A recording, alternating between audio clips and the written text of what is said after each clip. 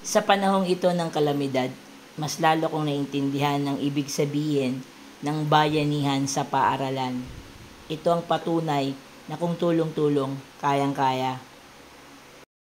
Ngayon, July 25, isang araw matapos ang Bagyong Karina, kasama natin si Kapitan Marvin Marcelo.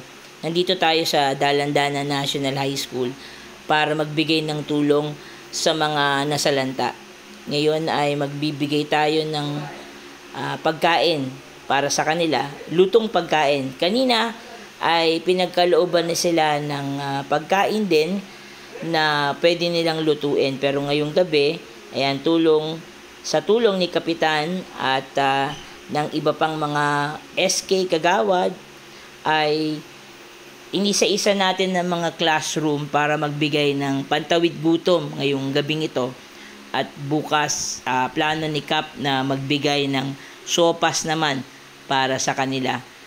So, kinausap natin si Kapitan at ang mga tao na kung pwede, ay tulungan nila tayo na linisin ang silid kapag sila po ay aalis na. At yung kanilang mga basura ay ilagay din nila sa labas para naman po di tayo masyadong mahirapan. Makikita po ninyo dito yung bagong silang na sanggol. Ayan, kasama din dito sa evacuation area natin dito sa eskwelahan.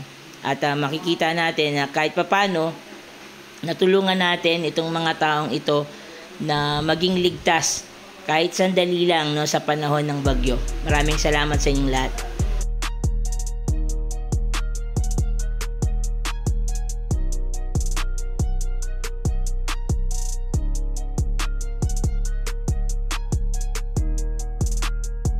Ito po yung ating mga bayani ngayong panahon. Ayan. Maraming salamat po sa tulong nyo. Ayan.